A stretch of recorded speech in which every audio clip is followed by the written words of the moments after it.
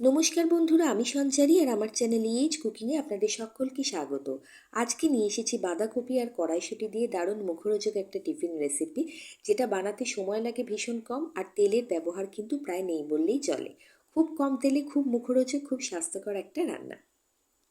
প্রথমে নিয়ে নিয়েছি বেশ কিছুটা বাঁধাকপিটাকে যতদূর সম্ভব পাতলা পাতলা করে কুচিয়ে নিয়েছি। এবার একটা মিক্সির জারে দিয়ে দিলাম বেশ কিছুটা পরিমাণে কড়াইশুঁটি, আর দিয়ে দিচ্ছি বেশ কিছুটা পরিমাণে ধনেপাতা। সাথে দিয়ে দেবো স্বাদ অনুযায়ী কাঁচা লঙ্কা। তারপরে অল্প একটু জল দিয়ে একটা স্মুথ পেস্ট বানিয়ে নেব। এই রান্নাটা কিন্তু বেশ ঝটপট তৈরি করে নেওয়া যায়, বাচ্চা থেকে বড় সবাই খুব পছন্দ করে খাবে। বাচ্চাদের জন্য কিন্তু টিফিন বক্সে এটাকে অনায়াসে প্যাক করে দিতে পারেন। সবাই কিন্তু এটা খুব চেটেপুটে খাবে। আর তেলের ব্যবহার যেহেতু নেই, সেই জন্য কিন্তু এটাকে গিল্ট ফ্রি ওয়েতে খেতে পারবেন কোনো রকম কোনো অসুবিধে ছাড়াই।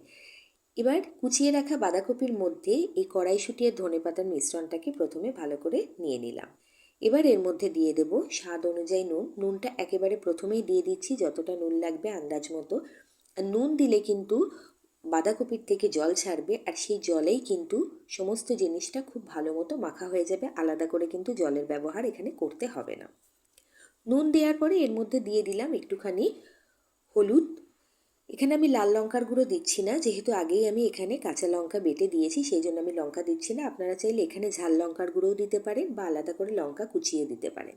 সাথে দিয়ে দিলাম বেশ কিছুটা জোয়ান, হাতে একটু ঘষে নিয়ে দিয়ে দিলাম। জোয়ান দিলে কিন্তু গ্যাস অম্বল হওয়ার ভয় একদমই থাকবে না, জোয়ানটা খাওয়ার সময় মুখে পড়লেও খুব ভালো লাগবে। এবার দিয়ে দিচ্ছি 2 চামচ পরিমাণে সুজি। বেশি সুজি এখানে দেব না, 2 থেকে 3 চামচ মতো সুজি দেব। সুজি দিলে বাইন্ডিংয়ের কাজটা খুব ভালো হবে। সুজি দিচ্ছি বলে আলাদা করে কিন্তু জল এখানে অ্যাড করছি না, কারণ যেহেতু নুন দিয়েছি, বাঁধাকপির থেকে যে জল বেরোবে সেই জলটাই কিন্তু সুজি অ্যাবজর্ব করে ফুলে যাবে এবং মিশ্রণটা কিন্তু বেশ একটু টাইট হয়ে যাবে। প্রথমে সব কিছুকে ভালোভাবে মিশিয়ে নিয়ে 3 থেকে 4 মিনিট এটাকে রেস্টে রেখে দেবো। এইটুকু সময়ের মধ্যে সুজি জলটাকে ভালোভাবে অ্যাবজর্ব করে নেবে। করে নিয়ে কিন্তু এখানে যে মিশ্রণটা, সেটা কিন্তু বেশ ভালো মতো প্রথমে রেডি হয়ে যাবে। বাড়িতে একবার বানিয়ে দেখতে পারেন। বাঁধাকপি এখন বাজারে যথেষ্ট পরিমাণে অ্যাভেলেবেল। সবসময় তো বাঁধাকপির তরকারি, বাঁধাকপি দিয়ে অনেক রকম কোপ্তা বা অনেক রকম রেসিপি আমরা ট্রাই করি। এটা একটু নতুন রকমের রেসিপি, তৈরি হয় খুব তাড়াতাড়ি। আর যেহেতু তেল প্রায় লাগে না বললেই চলে, আমি বলবো একবার হলেও বাড়িতে অন্তত বানিয়ে দেখবেন, একেবারেই কিন্তু নিরাশ হবেন না। 3-4 মিনিট পরে দেখুন মিশ্রণটা অনেকটা আগের তুলনায় ঠিক হয়ে গেছে, কারণ সুজি জলটাকে অনেকটা অ্যাবজর্ব করে নিয়েছে। এইবারে এর মধ্যে দিয়ে দিলাম বেশ কিছুটা পরিমাণে কুচনো পেঁয়াজ, আর দিয়ে দিচ্ছি এখানে অল্প একটু পরিমাণে বেসন। যেহেতু সুজি এখানে ব্যবহার করেছি, সেজন্য বেসনের পরিমাণ খুব কম ব্যবহার করব। জাস্ট 2 চামচ মতো ছোটো চামচের বেসন এখানে দিলাম। দিয়ে সব কিছুকে আবারও ভালোভাবে মিশিয়ে নিচ্ছি। এইরকম মেশানোর সময় যদি মনে হয় যে মিশ্রণটা একটু ঘন লাগছে, তাহলে সেক্ষেত্রে 1-2 চামচ জলের ব্যবহার করতে পারেন, তবে জল কিন্তু লাগবে না, কারণ বেসন প্রথমে বেশি দেবেন না, অল্প অল্প করে দিয়ে কিন্তু ব্যাটারের থিকনেসটা দেখে নিয়ে তবেই বেসন দেবেন। আমি এখানে যে কোয়ান্টিটি দেখালাম, এই কোয়ান্টিটিতে মোটামুটি দুজনের কিন্তু পেট ভরা টিফিন আপনি বানাতে পারবেন, দুজন মানুষের জন্য।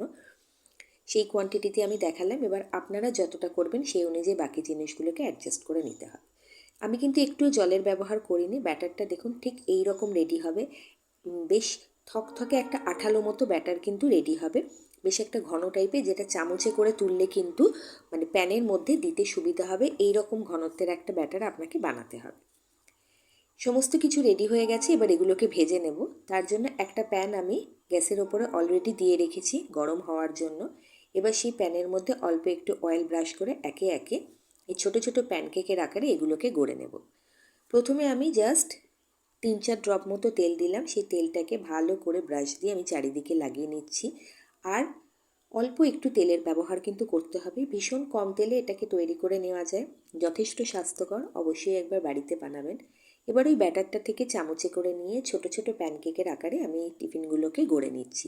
শেপ আপনারা আপনাদের পছন্দ অনুযায়ী দিতে পারেন, বড়ও দিতে পারেন, ছোটও করতে পারেন, যেরকম ইচ্ছে করতে পারেন। আমি ছোট ছোট করে বানাচ্ছি। একবারে দুটো দিয়ে দিলাম প্যানের মধ্যে যতটা জায়গা রয়েছে। দিয়ে দেওয়ার পরে ওপর থেকে দিয়ে দেবো একটুখানি সাদা তিল। তিল আমাদের স্বাস্থ্যের জন্য খুব ভালো খাওয়া, সেই জন্য তিলটাকে আমি ওপরে দিয়ে দেবো। আর যেহেতু এগুলো একদম শ্যালো ফ্রাই হচ্ছে, তিল পুড়েও যাবে না, তিলটা খাওয়ার সময় মুখে লাগবে এবং খেতে খুব ভালো লাগবে স্বাদটা। সেই জন্য ওপরে অল্প অল্প করে একটুখানি তিল ছড়িয়ে দিচ্ছি। ছড়িয়ে দেওয়ার পর ঢাকনা চাপা দিয়ে জাস্ট 1.5 মিনিটের জন্য 1 থেকে 1.5 মিনিটের জন্য এটাকে মিডিয়াম ফ্লেমে কভার করে দেবো, তাতে এটা কিন্তু একদিক থেকে ভালো মতো সেঁকে যাবে। তারপরে ঢাকনা খুলে এটাকে আবার ফ্লিপ করে দিয়ে আবার মিনিট 1.5-এর জন্য দিয়ে দেবো।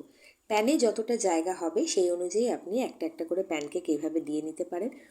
একটা ব্যাচ উঠতে আপনার মোটামুটি 2.5 থেকে 3 মিনিট লাগবে, তার মধ্যেই কিন্তু জিনিসটা খুব ভালো মতো সেট হয়ে যাবে।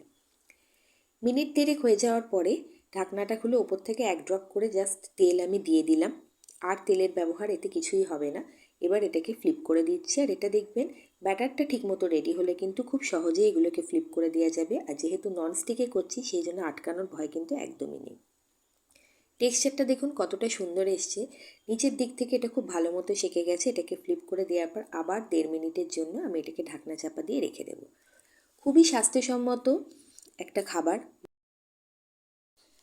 রেসিপিটা যদি ভালো লাগে অনুরোধ করব বাড়িতে অবশ্যই একবার ট্রাই করবেন, আর ট্রাই করার পরে একবার জানাবেন আপনার এবং আপনার পরিবারের সদস্যদের এটা খেতে কীরকম লাগলো। আমার চ্যানেলে এবছর আমি অনেকগুলো কড়াইশুঁটি রিলেটেড ভিডিও আপলোড করেছি, যেগুলো খুব চটজলদি বানিয়ে ফেলা যায় এবং প্রত্যেকটাই কিন্তু খুব কম তেলে তৈরি করা টিফিন আইটেম বা স্ন্যাক আইটেম। চাইলে আপনারা চ্যানেল ভিজিট করতে পারেন, সেগুলো বানাতে পারেন বাড়িতে। সবাই কিন্তু খুব পছন্দ করে খাবে। দুটো এদিকে প্রায় রেডি হয়ে গেছে, দুটো ছোট ছোট প্যানকেক। প্যানে আরেকটু জায়গা ছিল বলে আমি আরেকটা প্যানকেককে বসিয়ে দিলাম। তো টোটাল মিনিট 3 মতো হয়ে গেছে। আগের যে দুটো প্যানকেক সে দুটো কিন্তু খুব সুন্দর মতো রেডি হয়ে গেছে। এগুলোকে সার্ভ করার জন্য আপনি ধনেপাতার চাটনি, পুদিনার চাটনি বা টমেটো সস যে কোনো কিছু দিয়ে দিতে পারেন। এগুলো এমনি খেতেই খুব ভালো লাগে, আলাদা করে এগুলোর সাথে আর কিছুই লাগে না। তো এইভাবে প্রত্যেকটা প্যানকেককে ধীরে ধীরে তৈরি করে নেব। যদি রেসিপিটা একটুও ভালো লাগে আজকের, তাহলে অনুরোধ করব বন্ধু হয়ে পাশে থাকার জন্য। চ্যানেলটাকে সাবস্ক্রাইব করে চ্যানেলের পাশে থাকবেন। বেল নোটিফিকেশান বাটনটাকে অন করে দেবেন, যাতে আমার যে কোনো রান্নার নোটিফিকেশান আপনার কাছে সহজেই পৌঁছে যায়। ভালো লাগলে অবশ্যই কমেন্ট করে জানাবেন, শেয়ার করবেন বন্ধুবান্ধব আত্মীয় পরিজনদের মধ্যে। একটা একটা করে প্যানকেক আমি এইভাবে তৈরি করে নিচ্ছি। যেহেতু প্যানকেকগুলো বানাতে সময় লাগে ভীষণ কম, আর এগুলো কিন্তু খুব মানে সহজেই প্যান থেকে উঠে আসে যদি আপনি ব্যাটারটাকে ঠিক করে বানান। এবং এটাতে কোনো রকম জলের ব্যবহার করতেই হয় না, কারণ নুন দিলে বাঁধাকপির থেকে যে জলটা বেরোয় তাতেই কিন্তু বাকি যে জিনিসগুলো সেগুলো খুব সুন্দরভাবে আটকে যায় এবং যে ব্যাটারটা সেটা খুব ভালো মতো সেট হয়ে যায়। তো এইভাবে প্রত্যেকটা প্যানকেক আমি তৈরি করে নিলাম। আমি পরিবেশন করছি এটাকে সসের সাথে। আপনারা অবশ্যই বানাবেন আর আমাকে জানাবেন আপনাদের কীরকম লাগলো। যদি ভালো লাগে অবশ্যই সাবস্ক্রাইব করে চ্যানেলটাকে পাশে থাকবেন। অন্য যে ভিডিওগুলো অলরেডি আমার আপলোড করা আছে, যদি পছন্দ হয় আজকের রেসিপিটা, অনুরোধ করব সেগুলোকেও একবার ভিজিট করবেন, একবার দেখবেন। ভালো থাকবেন।